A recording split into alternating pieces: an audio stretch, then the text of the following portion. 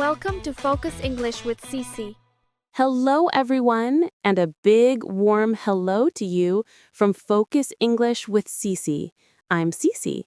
I am so happy that you are here with us today. Our job is to help you feel happy and good when you speak English. Before we start, let me ask you, how was your week? Was it a happy week? A busy week? I really hope it was a good week for you. And I'm Tom. Hello to all our great listeners. It is so good to be here with all of you. Cece, my week was great. Thank you for asking. And I feel very good today. I just had my morning coffee, so my brain is awake, my body has energy, and I am ready to speak. How are you, Cece? I'm doing great, Tom. Thank you. And I'm very happy to hear you have so much energy. It sounds like you are ready to run a race. That energy is perfect for our topic today. And for everyone who is listening to our show for the first time, I want to say a special welcome to you. We are so glad you found us. Please take 1 second to click the subscribe button and the little bell icon. That way, our lessons will always come to you. You won't miss anything. We are building a happy English family here, and we want you to be a part of it. Yes, please join our family. We would love to have you. So, Cece, your voice sounds a little excited today. What are we going to talk about? What is our big topic for today? That is a very good question, Tom. Today, we are going to do something special. We are not just going to learn English words from a book. No. Today, we are going to use English in real life.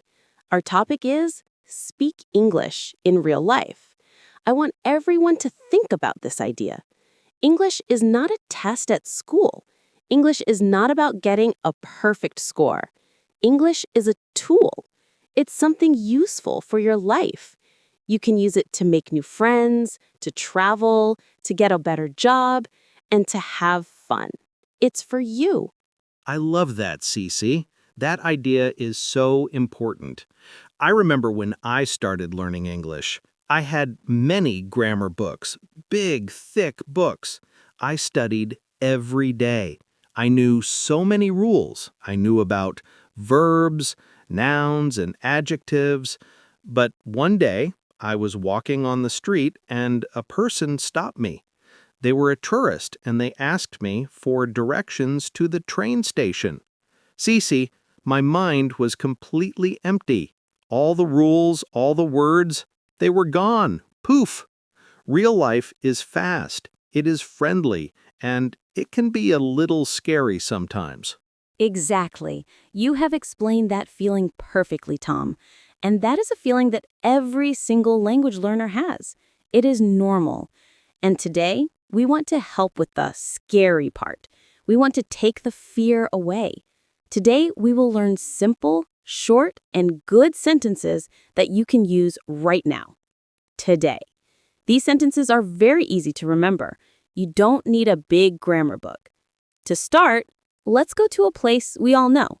It's a place you probably go to every week, the supermarket. Oh, the supermarket. Yes, I was just there yesterday. That is a great place to practice English because you can go there every day or every week. Let's do it. I'm ready.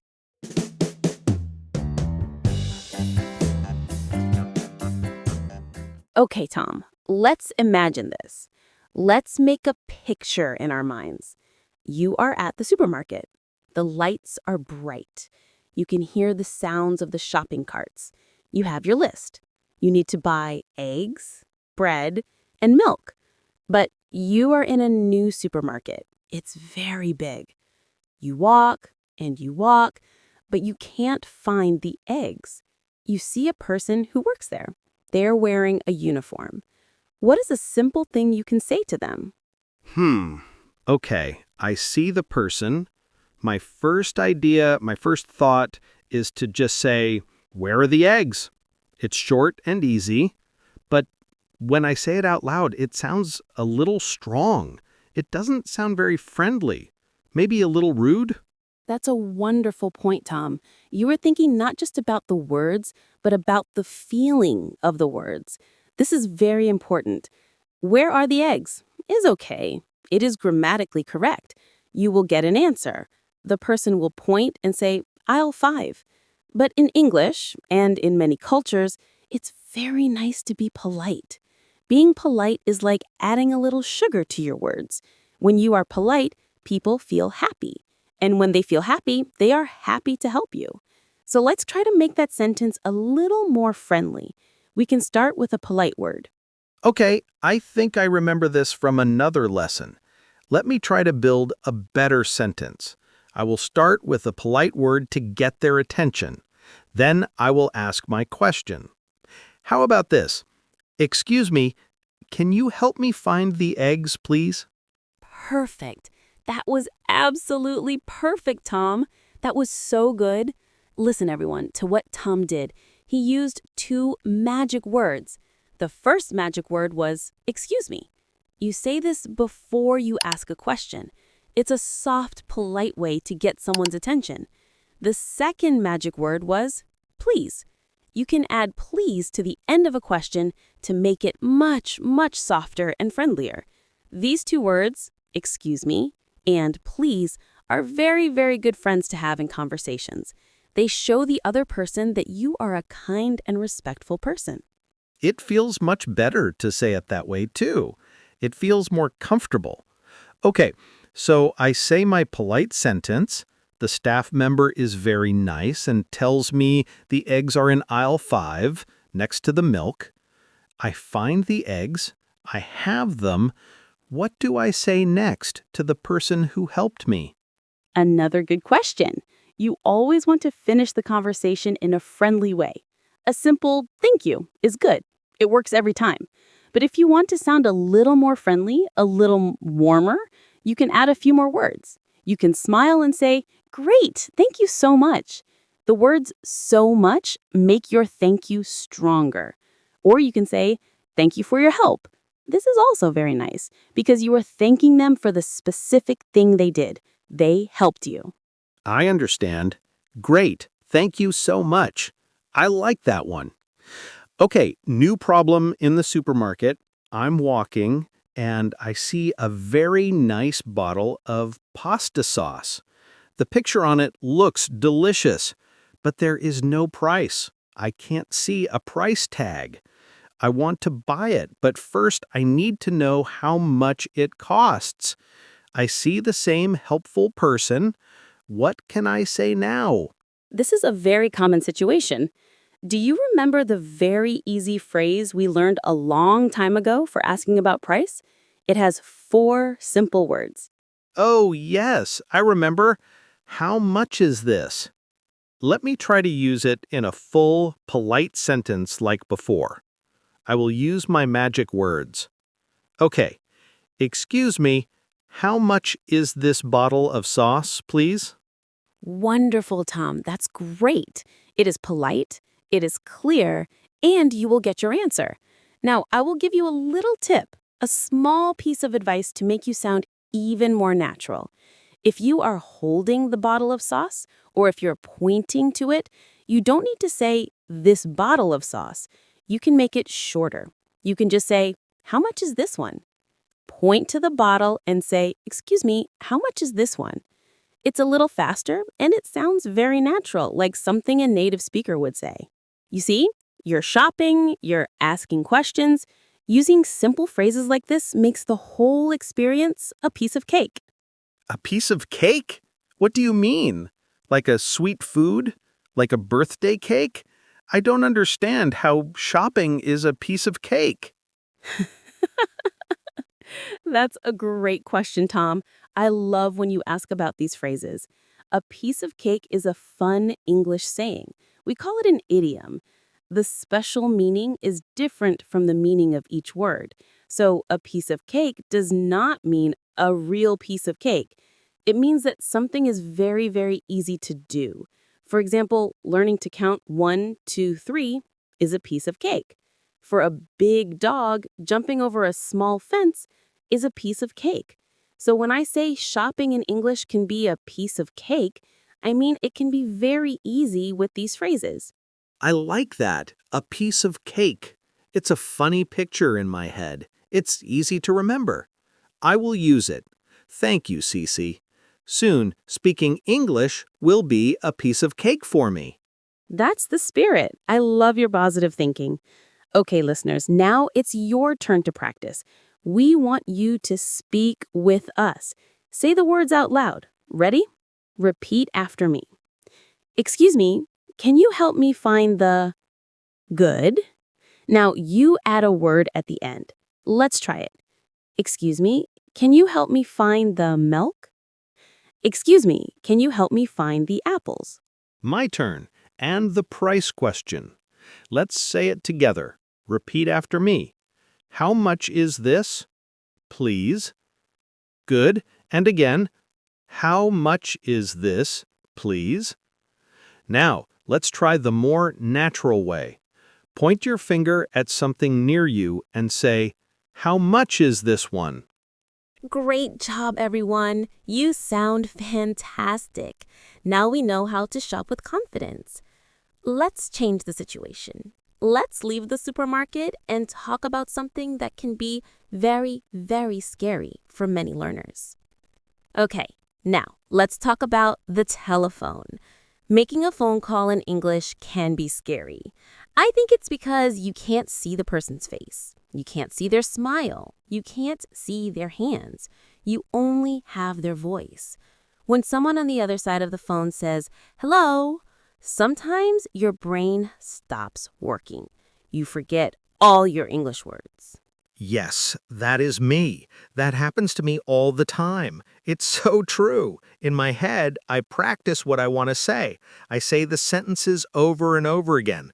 Hello, I want to ask about. But when they pick up the phone and say, hello, my mind is empty. It's like a white wall. I don't know what to say first. It feels very scary. That is a completely normal feeling, Tom. I think everyone feels that way. But I have a secret for you, a secret that will help a lot. The secret is to use a simple plan. When you have a plan, you always know what to do next. It gives you confidence. For a phone call, you can use this easy 3-step plan. Step 1, say hello. Just a simple hello. Step 2, say your name. The best way to do this on the phone is to say, this is your name. Step 3, say why you were calling. You can start the sentence with, I'm calling about, or I'm calling to ask about. Let's practice this plan. Let's imagine your computer is broken. It won't turn on. You need to call the computer repair shop. I will be the person who works at the shop. I will answer the phone. You can use the 3-step plan. Are you ready, Tom? Yes, I'm ready. I have my plan. Hello, name, reason. I can do this. Good evening, Tech Repair. This is Sarah speaking. How can I help you? Hello, this is Tom. I'm calling to ask about my computer. Excellent, Tom. That was perfect. See, you used the plan. It was easy and it was very clear. The person on the phone knows your name and your reason for calling. The 2 sentences, this is your name and I'm calling about, are so useful for phone calls. They are your best friends on the phone. Wow, that plan really helps. It makes it simple. I don't have to think too much. I just follow the steps. Okay, I have another question. This is my biggest problem with phone calls. What if the person on the phone speaks very, very, very fast? Sometimes their words sound like one long word, and I can't understand anything. That is my biggest fear. Tom, that is a great question. And I promise you, it happens to everyone, even native speakers. Sometimes the phone line is bad and the sound is not clear. Or sometimes the other person just talks very fast. When this happens, you can say a golden phrase, a phrase that is so useful, it's like gold. In a soft, polite voice, you can say, I'm sorry, could you repeat that, please? Let me try to say that. I'm sorry, could you repeat that, please? Oh, that sounds very polite. I like that. It's much better than just saying, what? What if they repeat it, but they are still talking too fast? What if I need them to talk slower? Good thinking. You are thinking about the next step. If they are still too fast, you can ask them to slow down. You can say, I'm sorry, could you speak a little more slowly, please? The words a little more slowly are very clear and very polite. Almost everyone will understand and start speaking more slowly for you. I feel so much better now. You know, I always thought that asking for help on the phone made me look bad. I thought the other person would think my English was not good. No, not at all. It is the opposite. Asking for help shows that you are strong. It shows that you care about the conversation. You want to understand. That is a very good thing. Remember this, everyone. Asking for help is a sign of confidence. It is not a sign of weakness. Sometimes you just have to bite the bullet and make the call. Bite the bullet? What does that mean? Did you say bite like with my teeth? Bite a bullet from a gun? That sounds painful. Good laugh, Tom. Another fun idiom. Yes, you're right. It sounds strange. To bite the bullet means to do something difficult or scary that you don't want to do, but you do it because you know you have to. The idea comes from a very long time ago.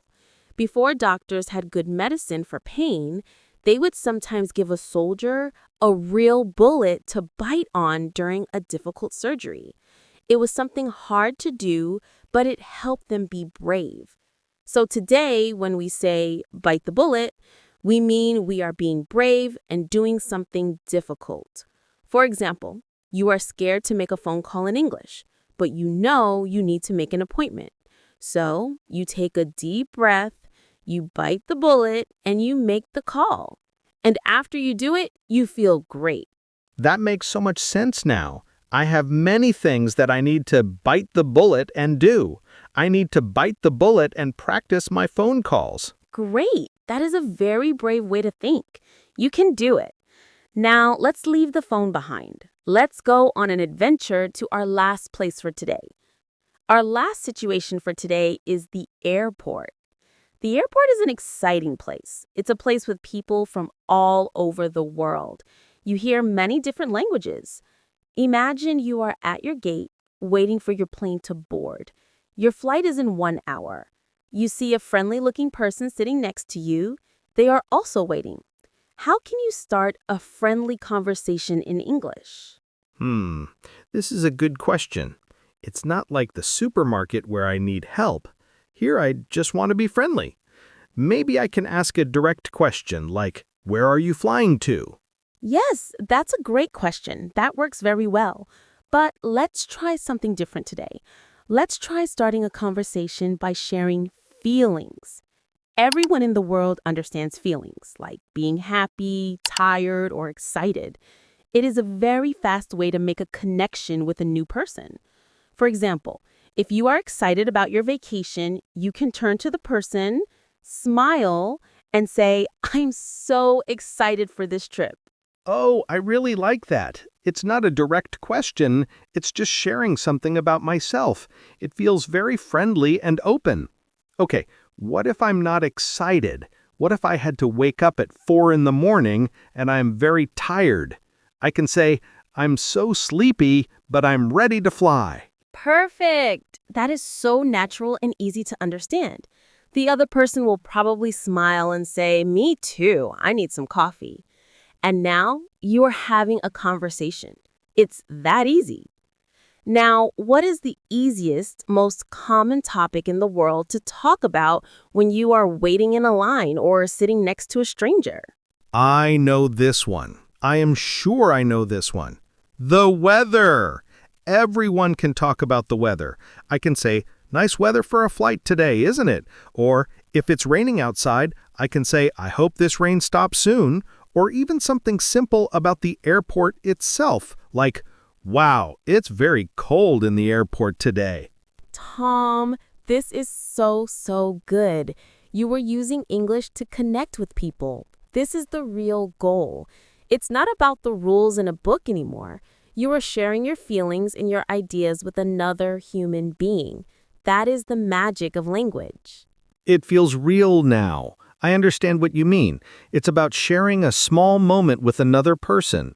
I feel like I can do this. It's not as scary as I thought.